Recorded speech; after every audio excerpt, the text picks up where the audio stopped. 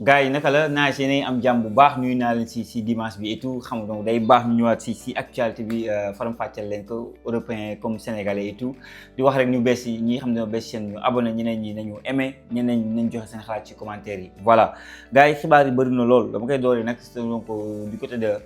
Ibrahima Mbaye bi xamante ne Liverpool mu ngi koy laaj et selon l'équipe semaine bii nii waa Liverpool dinañ def seen première offre mu nekk loo xamante ne c'est une bonne nouvelle maa ngi gis ne même Manchester United s'est renseigné sur le dossier maanaam renseigné wu na dem xool dossier bi ndax faisable na pour ñu am benn Ibrahima Mbaye mais je pense que semaine bi on parle de que ne waa Liverpool pare nañ sax pour mettre 140 millions voire 130 millions sur Barcola donc voilà dañu bëgg def 2 offres pour amaale donc kii di Ibrahima Mbaye faut noter que aussi tamit Jorge Mendes qui a de très bonnes relations avec Manchester United ancien agent de Cristiano Ronaldo yor joueurs yu ay ndaanaan donc ay linkam baax na foofu baax boo xamante ne Manchester United renseigné wu loolu du hasard du looy négliger su ku xam transfert laa wax xam mercato xam Jorge Mendes ni muy doxalee voilà maintenant man bon damay privilégié ba tey pour Ibrahima Mbaye du côté de fële Liverpool et je pense que Liverpool a besoin des 2 joueurs que ça soit Barcola gis bizarrement finale super coupe bi xamante ne gagné nañ ko récemment contre Aston Villa du hasard li tax Ibrahima Mbaye n'a pas joué du hasard li tax Barcola n'a pas joué maintenant nag il y a une finale bu war a am tey jii on verra muy finale trophée des champions si diggante Lens bi jël coupe de France ak Paris Saint-Germain bi xam mu jël championnat donc mooy nekk finale bi l'année dernière boo leen fàttali c'était Olympique de Marseille contre PSG malheureusement sama club de cœur tiro bi lañ leen gagné si anam bu difficile sax daaw mu fekkoon en plein cadre donc c'était difficile ce jour-là en tout cas daal xam leen ne pour le cas Ibrahima Mbaye mu lu ko yóbbu fële Liverpool lu faisable lu mën a nekk la gars yi sàngante démb dafa def erreur la def mais pour man plus de peur que de mal erreur nag bu mag Arouna Sangaré donc il doit faire plus attention donc pour un défenseur la Liga espagnole ce n'est que des matchs amicaux ñoom ak Pathé Ciss la woon Pathé Ciss était titulaire moom tamit titulaire ñoom mu ngi gagné 2-1 mais man li may sàkku si Arouna Sangaré plus de concentration xam nga donc ça se porte pas on parle de Liga espagnole ce n'est plus la Ligue 1 bi xam nga c'est physique dañuy taxaw dañuy caru voilà là-bas ça joue au football dama laaj Pape Gueye nee na premier match am dina ma la laay def instant bi la laa fi def tellement ça courait vite c'était un autre football par rapport ak li mu xamoon sam na France donc plus de concentration donc Arouna Sangaré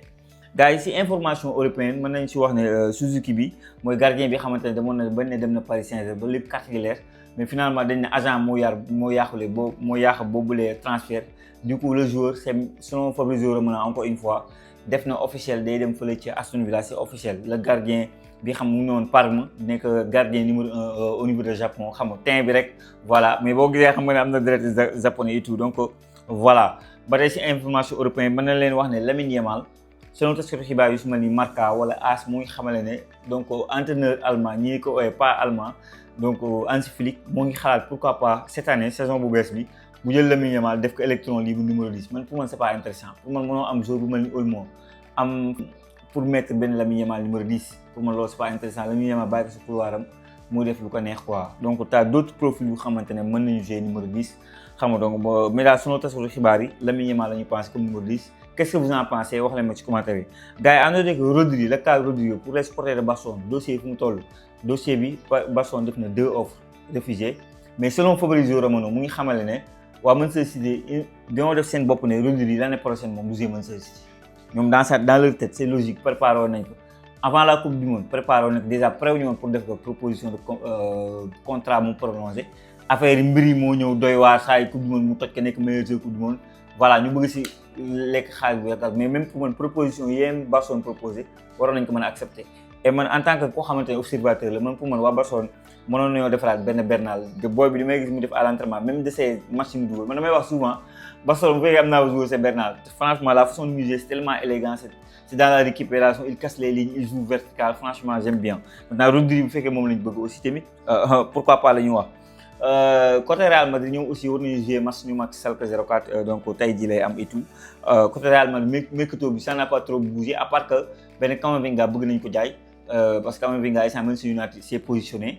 ba pare l'autre chose mooy Tchouaméni elle est de retour de blessure dafa blessé woon maintenant elle est de retour voilà xam naa ne day teel pour mu peut-être le match d'aujourd'hui mais dina def ay entraînement am nànk-nànk donc côté Real info yooyu lañ fa am bu demee dem fële ci Arabie Saoudite mën nañu wax ne Cancelo à Barcelone c'est ay détails parce que gis ngeen ne dernier match de Al Hilal nii joué ko bi ñoom Kalidou Koulibaly bi titulaire après de ça Abdoulaye Seck lañ doon jàmmaalool Cancelo n'a pas joué et tout Cancelo Barça la mos a gëm et selon taskatu xibaar yu nekk foofu ci Espagne Cancelo moom ci yoon dem Barça donc ce n'est que des détails yu wees ba tey foofu ci Al Hilal dañoo bëgg a rompre le contrat de Benzema ñoo ngi nekk à la recherche d'un attaquant moo tax temps pas c'était pas hasard ñu ñëw laaj benn Iliman Ndiaye loolu du hasard concernant Al Hilal donc ils sont à la recherche d'un neuf voilà ñu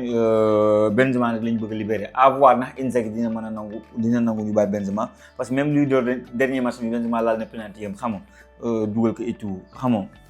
bon leneen lu xamante ne bëgg naa ko wax Liverpool doon na jouer sans mais ce qui était intéressant mooy Como lañ doon dee Como bon xam ngeen ne fa la Assane Diao nekk il était titulaire joué na match bi suñu benn joueur bi Mor Talla Ndiaye défenseur la moo nekk du côté de Liverpool moom acte la joué mais deuxième mi-temps dugg à la 60 et quelques minutes mais Assane Diao continue de jouer mais je pense la question que je me suis posée l'autre jour mais Lamine Camara les performances de muy def mun naa ko pourquoi ko def Sénégal ñu bëri dañu ma andil problème de positionnement quoi ñu ne ma Mohamed loolu problème de positionnement la c'est pas parce que nii voilà mais Assane Diao tu te dis que mais comment tu peux avoir ce joueur là qui a une énorme potentiel mais jëriñoo ko yow Sénégal quoi tu vas à la Coupe du Monde t'as un tel joueur qui est puissant qui est rapide xale insouciant utilisé aussi dara bon ça ne se comprend pas mais bon bref en tout cas t'es joué de match am mais Mor Talla je pense qu'il va progresser bon je pense qu'avec les Araujo surtout Virgil van Dijk dinañ ko jox beaucoup de conseils quoi donc conseils yu xamante ne dina ko mën a dimbali parce que c'est encore un jeune joueur qui découvre l'Europe donc loolu aussi Mor Talla Ndiaye pour ñuy yàkkamti sa gars yi nañ def nànk gars yi sans information réelle bi ma dégg dama leen fàtte wax ne waa ji xam ne dañ ko bëgg a jënd fële Isaac Alkmaar qui a 20 ans militaire Smith xam nga donc au Real Madrid il a 20 ans très bon joueur boy bi y a beaucoup d'équipes en Europe yu ko privilégié que ça soit en Premier League wala feneen ak Allemagne sax mais moom dafa privilégié Espagne y a même Barcelone qui est dans le dossier mais Barcelone dossier numéro 1 on sait que c'est Rodri donc waa Real Madrid donc dossier bi dañ ci wéet pour war a mën a jël benn Smith on dit que c'est un jeune pépite jeune talent on verra la suite le concernant gars yi bu ma jógee foofu je vais parler aussi de Martinez gardien de man gis ngeen ne Aston Villa jënd na gardien ça veut dire que moom gardien argentin bi xamante ne jël na coupe du monde finaliste en coupe du monde et en partance du côté de la Juve Juventus donc voilà Juventus ñoo koy baaxal Juventus defoon nañ fi ay offre yu xamante ne refusé woon nañ ko bàyyiwoon nañ dossier bi muy nelaw instant duggaat nañ ci dossier bi pour am le gardien argentin bi xamante ne voilà bu dee ay performance def na ko am na ay match de référence Sadio Mané démb gis ngeen ne joué nañu moom Sadio Mané ñoom ñoo doon 3-0 mu def fa benn passe bu rëy mais passe bi rëy na on peut le compter comme passe décisif mais le reste c'est du Joao Félix Diaye moom lañ jox meilleur joueur de l'année dernière ma championnat Arabie Saoudite donc Cristiano Ronaldo changé na look def na benn genre xaw a teint mais mu ngi woon si tribune yi mais Sadio Mané est là donc pour joxe passe décisif loolu lu ñuy noter la parce que Sadio bu defee du baax rek dañ ko war a wax. di wax aussi concernant Jackson le match waa Chelsea joué nañ fi tamit démb Jackson n'a pas joué donc loolu day wane ne dafa nekk en partance donc gars yi nag actuellement ñoo ngi wax ni Aston Villa la ñu wax Atlético de Madrid ak yooyu loolu lañ fi wax ñu xamante ne ñoo ngi carrément sur le dossier et pourtant tout avait bien marché pour man prépare bu baax a def parce que Jackson gëj na def match de préparation yu baaxee nii il a mis tout le monde d'accord observateur supporter dirigeant ak keneen il a fait des performances maintenant waa Chelsea duñ ko bradé maanaam duñ ko wanteer jaay ko benn 10 millions wala benn 25 wala 35 attendez-vous on parle de 70 millions parce que même compagnie bëggoon na le joueur toogaat ka de pour def ko continuer ko def double ka Henry Kane parce que gis na ci moom ay qualité mais bi waa Liverpool waxee waa Chelsea waxee offre bi ñu ko bëgg a jaay mais gars yi dañoo xaddi gars yi dañoo daw non fii moom dafa seet dafa tàng jëf ñoom ñëpp ñu xaddi bàyyi affaire bi mu sedd donc bu ma di keroog lii naa seen commentaire ñu bëri Jackson profil bi muy joué les équipes qui sont intéressées est-ce que baax na est-ce que baaxul gis naa ne Aston Villa am na ñu si d'accord am na ñu ne bu si mu toog Chelsea wane boppam donc ku nekk ak information par rapport ak Atlético de Madrid gis naa si seen xalaat mais c'est toujours important sama genre yi ngeen ñuy doole du ñu jàppale dañu gën a yokk xam-xam ci commentaire yi. gars yi Vieira aussi démb je pense que information bi génn na xam man semaine bii rek wax naa ne vidéo bi moom li ma gëm bi ma gisee ne Marc dañu am coach pour man c'est Vieira donc on parle de 4 ans on parle de 35 à 45 millions objectif être finaliste si CAN bi di ñëw 2027 et se qualifier en Coupe du Monde 2030 pour moi c'est des objectifs yu xamante ne voilà maintenant c'est à Vieira de nous convaincre ñun on est sceptique par rapport aux résultats yu ñu gis moom si club yi mu jaar yëpp mais on est confiant quand même. On dit que c'est un ancien grand joueur qui connaît les codes du football, qui connaît le vestiaire. Et ce Sénégal-là, avec les profils qu'il fait, si tu management, ce management, tu peux t'en sortir quoi. Donc, si tu as un management, franchement, avec l'équipe nationale du Sénégal, avec les profils qu'il fait, tu dois t'en sortir quoi. Moi, Vieira, je ne m'inquiète pas plus, pas moins. Tant qu'il y aura des matchs éliminatoires d'Afrique, Éthiopie, Mozambique, ces matchs-là, pour moi, il doit s'en sortir. Maintenant, il doit se ñoo wax ne adjoint mën na nekk Malick Daf. Je pense que Malick Daf mën na nekk Edou Bari ñoo Malick Daf même bu yoon équipe nationale des années ça va marcher moo tax waxal na ko boppam donc un Malick Daf à côté dina ko jox de précieux conseils et dina mën a galvaniser après le discours de Vieira su benn vestiaire benn Malick Daf mën na galvaniser joueurs yi xam c'est quoi l'amour du moyen quoi parce que voilà kii fi juddoo xam mbir yi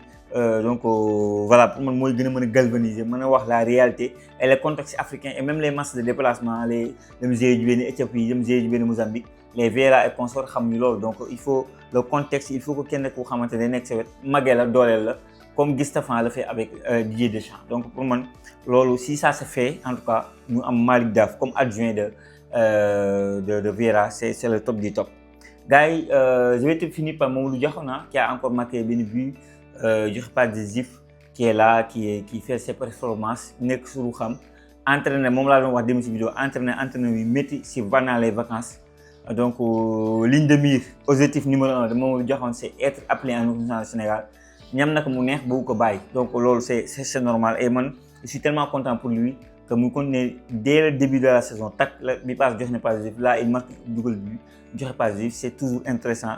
gis ces joueurs Sénégal au plus haut niveau ñuy performer loolu c'est bon signe quoi donc mbokk yi damay général li mu nekkoon xibaar yi xamante ne bëgg naa ko partage ak yéen wax leen ne la nouvelle saison commence yéen ñi nga xam dina am problème foo leen saanee match yi yéen a fi téye seen bopp le numéro 5 bouge pas am na 6 mois am na 1 an prix yu xewale du càng du def dara xam nga nekk bitim réew nga nekk fii ci réew mën nga ko am le numéro c'est le 77 685 78 12 77 685 70